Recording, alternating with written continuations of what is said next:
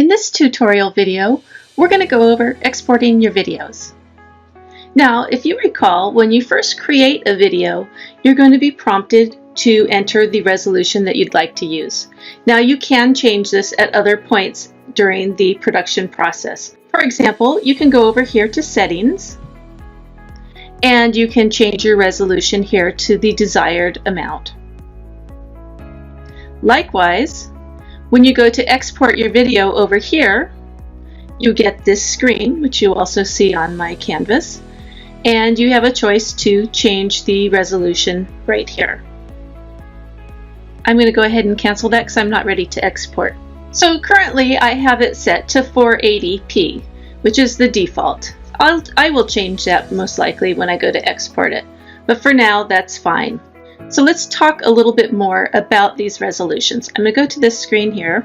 You'll see here I have 3 monitors with 3 videos at 3 different resolutions.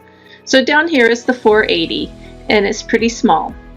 720 is a little larger, and then again 1080 is my full screen image.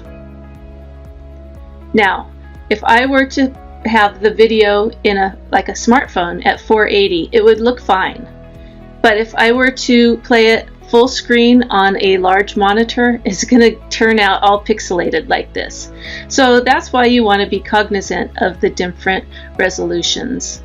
Likewise, the larger you go, the larger the file is. So a 1080p video is going to be possibly megabytes and megabytes and gigabytes large, whereas a 480p file is going to be much smaller.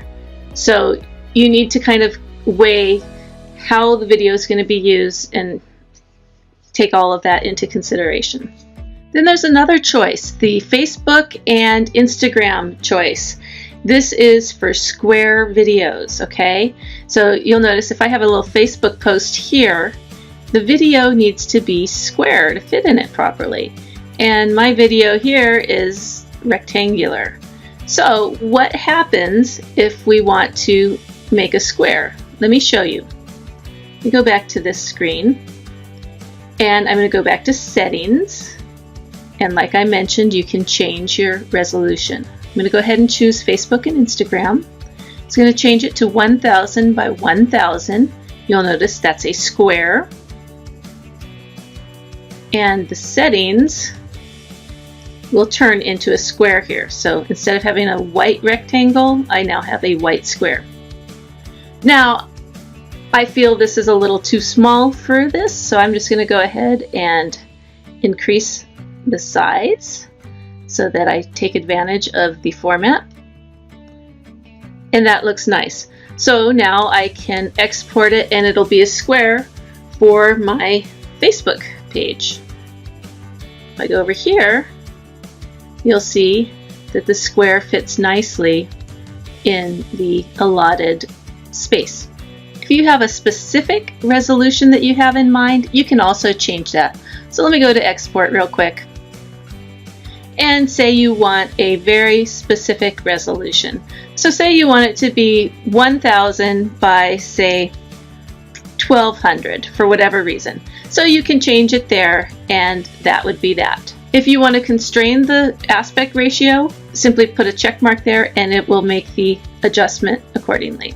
Now, frames per second is going to determine how smooth the video plays. 30 is the default, and that's typically just fine. If you want it to go a little bit smoother, you can go higher. Change it. And this will, again, make your video file a little bit larger because instead of having 30 images per second, you now have 60. So you've doubled it, 60 images per second. So you'll need to figure out what you want and change it. So you'll need to keep that in mind as well. 30 is usually perfectly fine. Then of course quality, you've got maximum, high, medium, and low. So you might want to do a draft at 62% just to see how the timing is going and see how it looks. And then once you're happy with it, then export it at the full maximum of 100%. So let's go up here real quick. You can change the file format from MP4, MKV, OGG, or WebM.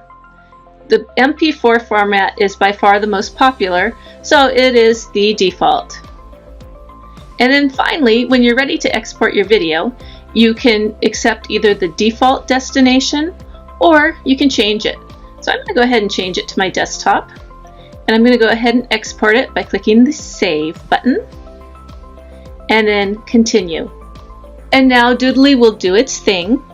I recommend just being patient.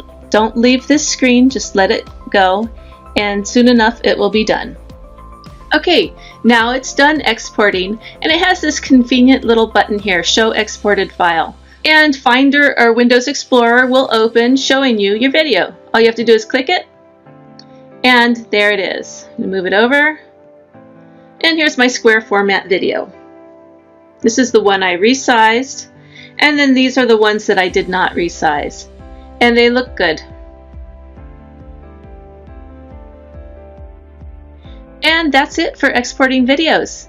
Thanks for watching.